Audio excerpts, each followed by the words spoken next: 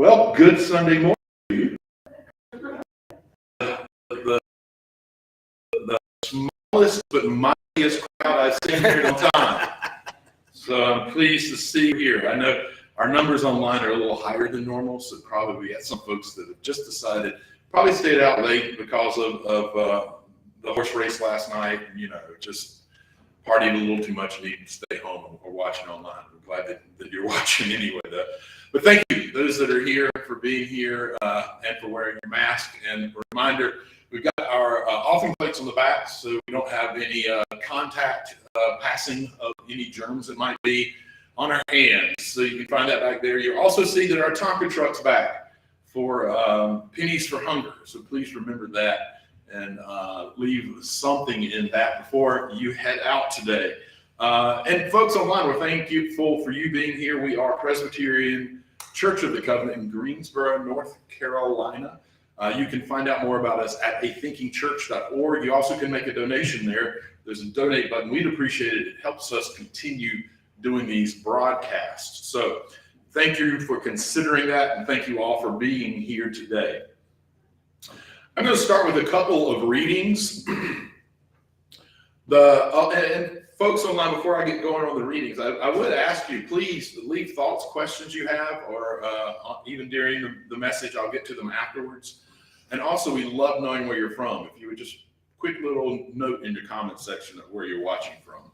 But as I'm saying, I'm going to have two readings this morning. The first is a scripture reading. It comes from 1 Samuel, chapter 16, verses 14 through 23. I'm reading from my mother's, in honor of Mother's Day, I'm reading from my mother's favorite translation. It's called the Living Bible.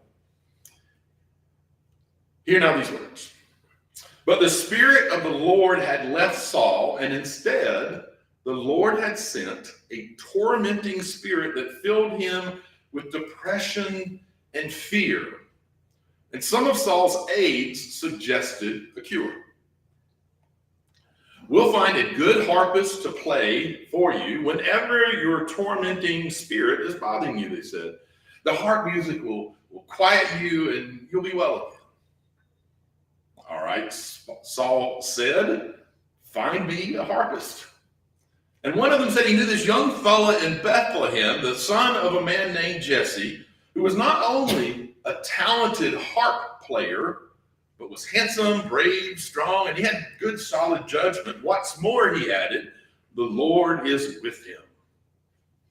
So Saul sent messengers to Jesse, asking that he send his son David the shepherd. And Jesse responded by sending not only David, but a young goat and a donkey carrying a load of food and wine. And from the instant he saw David, Saul admired and loved him, and David became his armor bearer.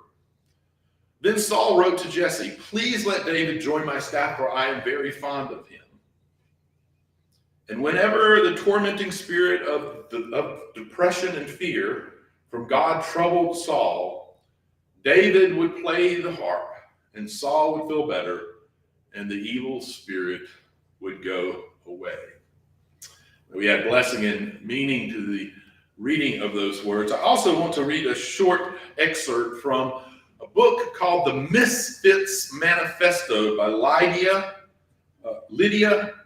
Yukonovich. It says, you can be a drunk, you can be a survivor of abuse, you can be an ex-con, you can be a homeless person, you can lose all your money or your job or a husband or a wife or the worst thing imaginable, a child. You can lose your marbles.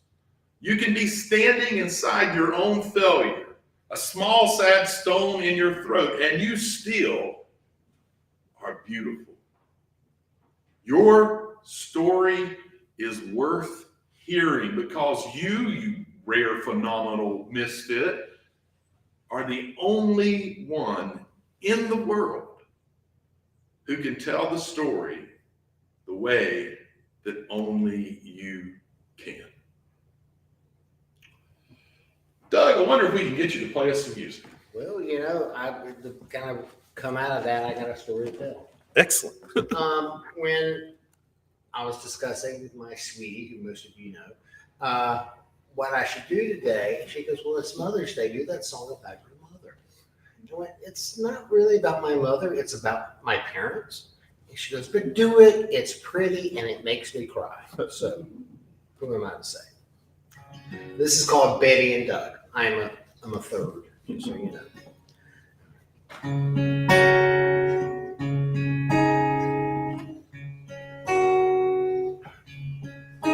She was born in Orange County of good southern stock.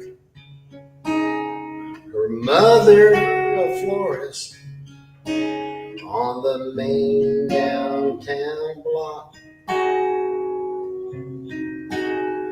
He grew up in a small town, a merchant's first son, and he went off to college to have him some fun. Worked as a lifeguard at the beach, and they never forget when she drove down with girlfriends, and there they first met. And if life is a journey, and the path walked is love, so begins the journey of Betty and Doug.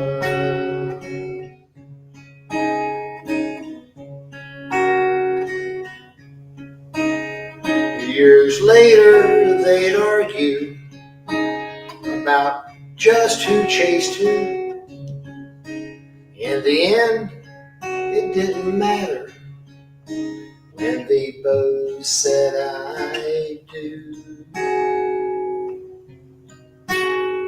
They promised each other to stay true till death.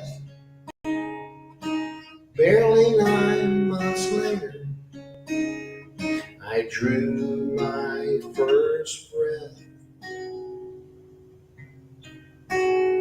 My siblings would follow, each 5 years apart, and each of us had our own place in their hearts. And if life is a journey and the path walked is love, so continues the story of Betty and Doug.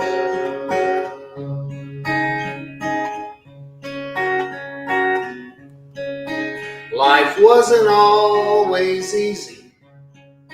Life wasn't always fair. Failed businesses, kids' divorces, they sure had their share. But their love remained strong. Their love always won out till one August day when Doug's heart gave out. Betty soldiered on for 17 more years, and when we laid her to rest, there were smiles with the tears, 'cause they're dancing together on streets paved with gold. They left us behind to hear their story told. And if life is a journey and the path walked is love,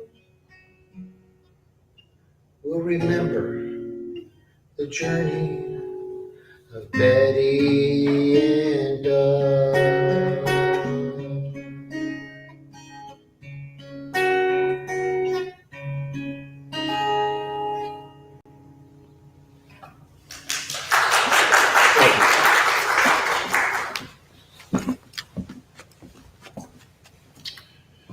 appreciate that. It was beautiful, Doug. Thank you for sharing that. Thank you. My message this morning is entitled A Reminder to Be Umbrella Bearers. So, May is National Mental Health Awareness Month. And sadly, there's a small percentage of Americans who are aware of that. And even more sadly, at least from the perspective of this ordained minister, an equally small amount of ministers will be talking about it from the pulpit.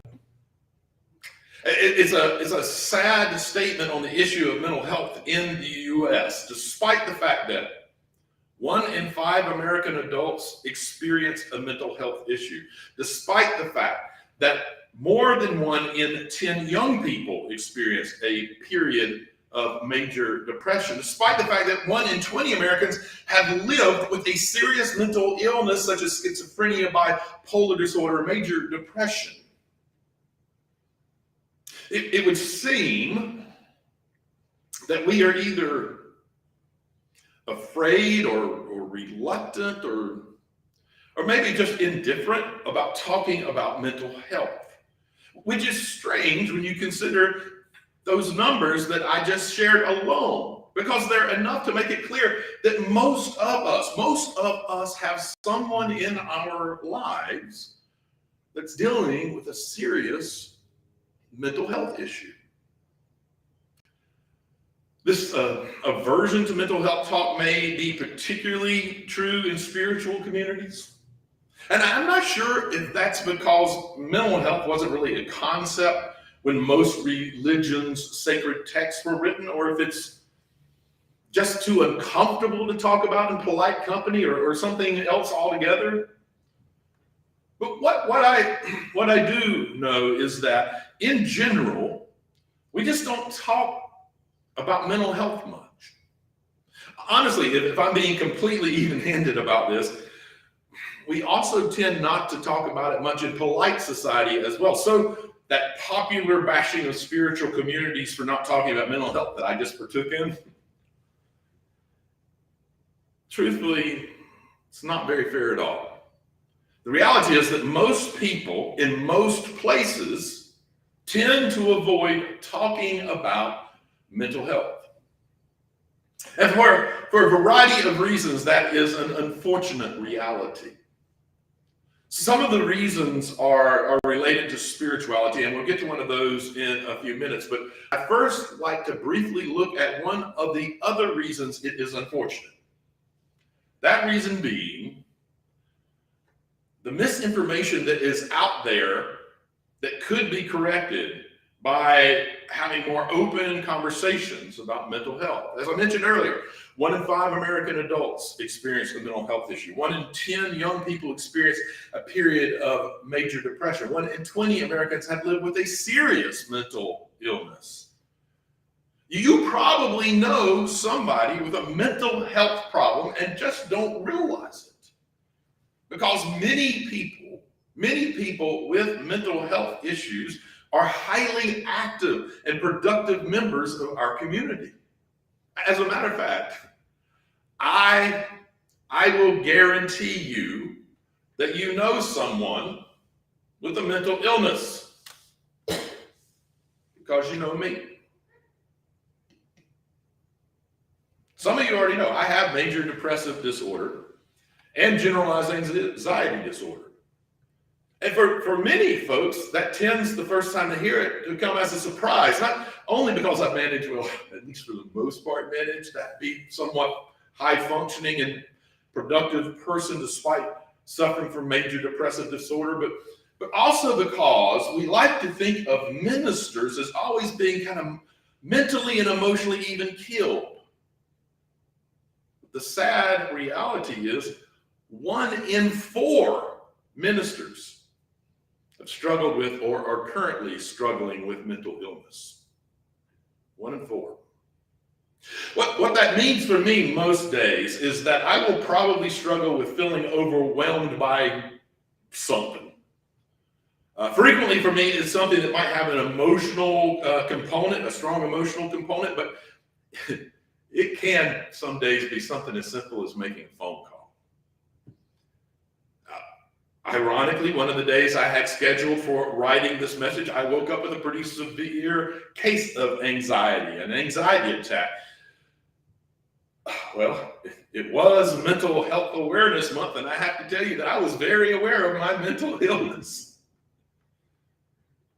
It's not that I had anything to be anxious about. I didn't. That's not how anxiety disorder tends to work. It's that my head was telling the rest of my body that in spite of the fact that there was nothing to be anxious about, we had something to be very anxious about. And with the head being the head, the rest of the body believed it and followed. I spent most of that day with a racing heart, a general feeling of dread, feeling exhausted but unable to sleep, and even the most mundane tasks felt overwhelming. Sounds like fun, right?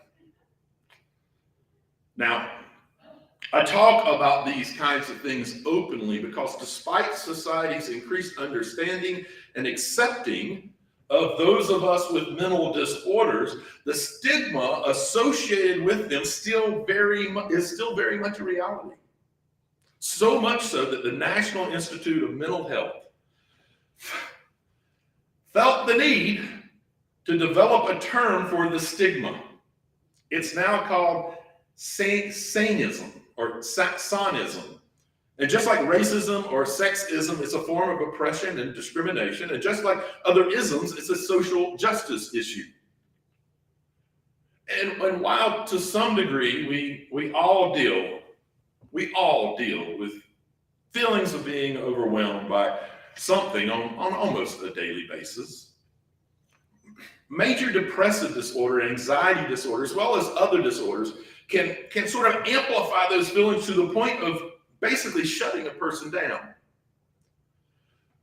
My struggle and the struggle for those with similar diagnosis is to manage the anxiety and the depression well enough that it doesn't have to have a heavy impact on my life. And for me, therapy and medication has helped immensely. Except when they don't. Because sometimes they don't. Sometimes the darkness wins out. You begin to shut down and to withdraw. Anxiety wraps itself around your head and your heart. And most things seem like they are either too overwhelming or just not worth the effort. And it all makes no sense at all. And frequently you even intellectually recognize the ridiculousness of it all, but the feeling remains and it tends to control you until it is over.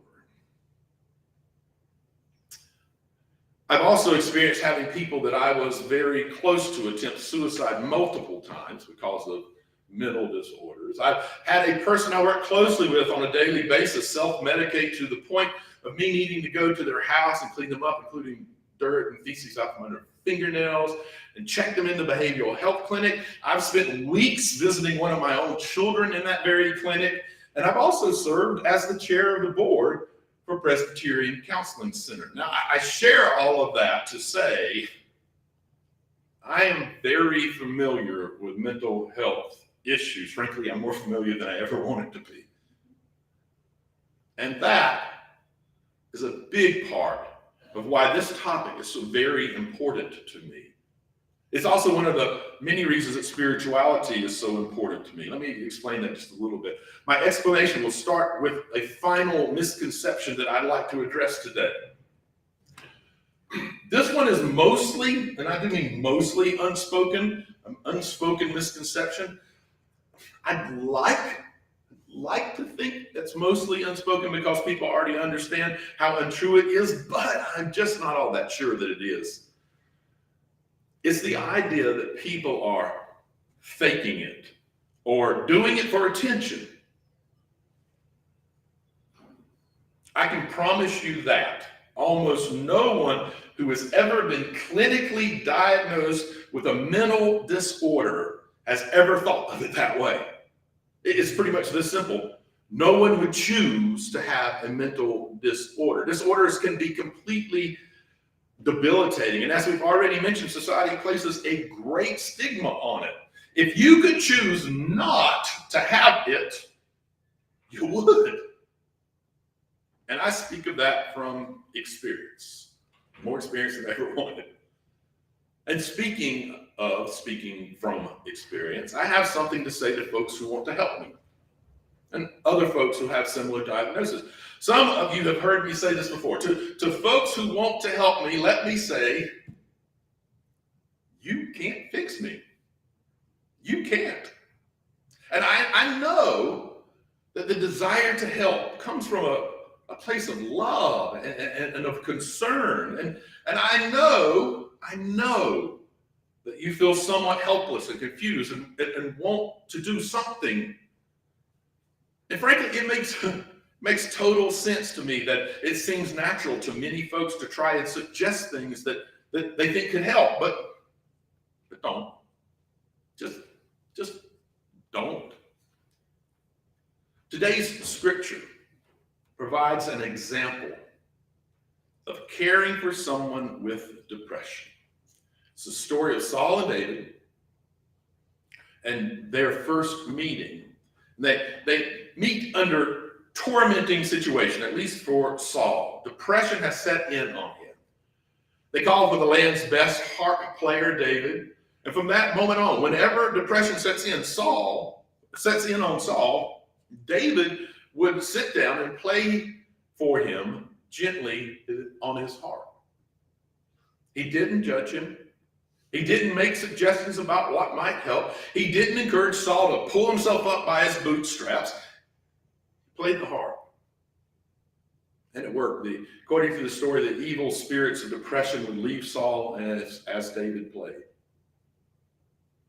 Saul loved David so much that he honored him by making him his armor bearer. So basically, Saul entrusted David with the care of his instruments of protection. Now, in modern times, we don't really have much need for that kind of armor. So no need for an armor bearer, but it does seem to me we could all use someone we trust to care for us in that way. Maybe particularly those of us with mental disorders. You see, when the depression or anxiety is at its worst, it's like being stuck outside in a massive, drenching rainstorm. It feels oppressive and somewhat hopeless. It seems like it seems like it's going to go on forever, and like it's been going on forever, and that it's never going to end. I don't need someone to tell me I should go find shelter. I don't need someone to tell me how they cope with storms. I don't need someone to point out that it's just a storm and it'll be over eventually. I need someone to sit with me in the storm.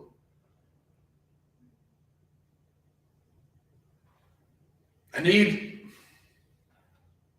someone to say, here, let me hold the umbrella.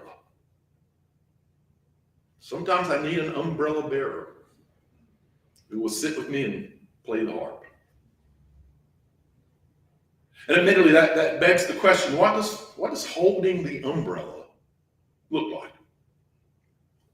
It looks like, well, not using negatively charged words like crazy, psycho, insane, or loony when you're speaking about people who have mental health issues. When you use words like that, it not only intensifies the stigmas, but it implies that the person is somehow defined by their illness.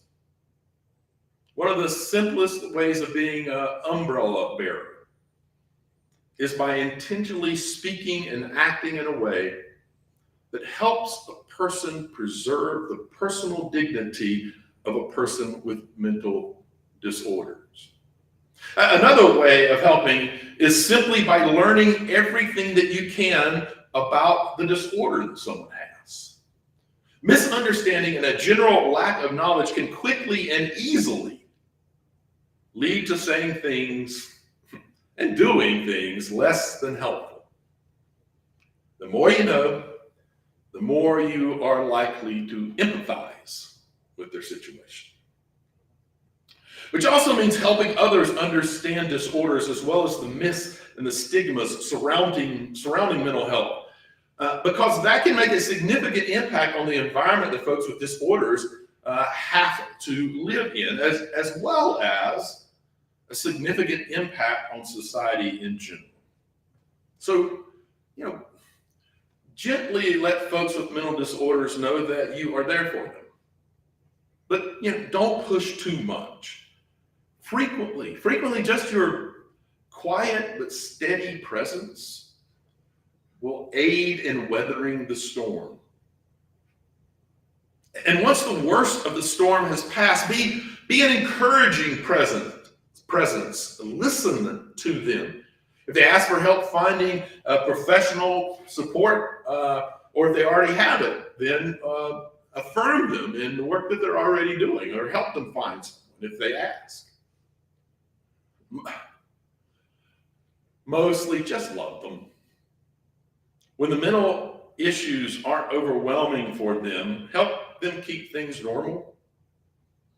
Treating them with love and respect and encouragement is about the most helpful thing you can do for a person with mental health disorders. For that matter, it turns out that treating people with love, respect, and encouragement is the kind of thing that can make the world a healthier place for all of us. And then finally, back to this reminder for those with and even those without disorders. Again, from Lydia Youngkovich's The Misfits Manifesto. You are beautiful. Your story is worth hearing because you rare and phenomenal misfit, are the only ones in the world who can tell the story the way that only you can. You are beautiful. Doug, can we get you to play us another song, sir? Okay, this one is brand spanking new, which I always say for everything, just so the mistakes are easy to deal with. Almost kind of sort of fits with what we're talking about. I got to do a little retune here. Hold on. And this is called Gentle.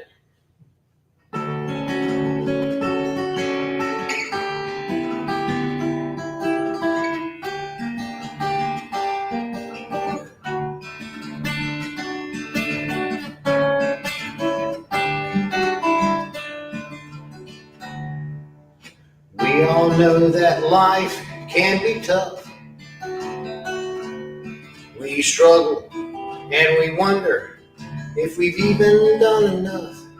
I don't pretend to have the answers. I don't have much to say. Just a little help, a tip along the way. Be gentle with your heart and be gentle with your soul. Be gentle with the ones you love and the ones that you don't know. Be gentle with your body, give it a chance to mend. Always be simple, my friend.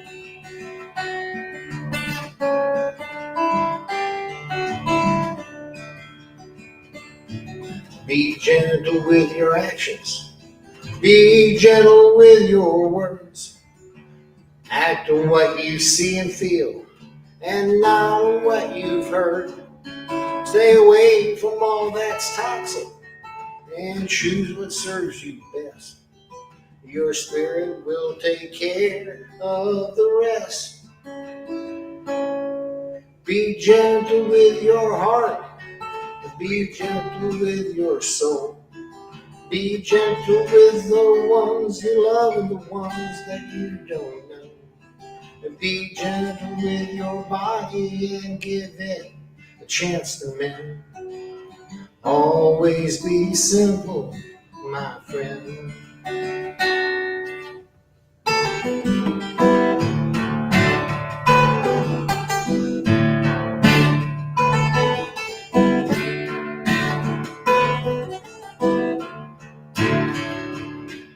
Be gentle with your heart. Be gentle with your soul. Be gentle with the ones you love and the ones you don't know. Be gentle with your body. Give it a chance to mend. Always try to be gentle, my friend. Always try to be gentle, my friend.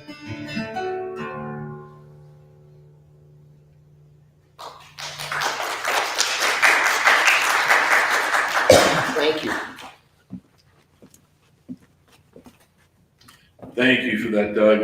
And for those who are watching online in particular, you can find out more about Doug and hear his music at dougbakermusic.com, I believe. So please take a moment to check him out there. We do enter into a more inward turn moment in our time together today. Accept this as a prayer or as a meditation or a moment to find the calmness inside and hold on to the words that have some significant importance to you. Let's bow our heads. In sacred text, we are reminded of the abundance of mothering qualities of the divine. From eagle wings which lift us up to nursing mothers which will not abandon us, biblically, we are assured of a deep and abiding love. Today we pause to give thanks for the deep love of mothers. We give thanks for those who have been a mother in less than traditional ways as well. From older siblings in a motherless home to single fathers raising children on their own, we are thankful for the love they each share, for the way they each care, and for the way they nurture the children of the world. At the same time, we pause to remember those who struggle with the role of mother. And for those who want nothing more than to be a mother, but so far have not found the path that is right for them. And on this day, as a nation celebrates mothers, we remember those who cannot bring themselves to celebrate because their mothers were less than motherly. They were judgmental, belittling, violent, abusive, absent. We think of those who long for an embrace from their mother just one more time.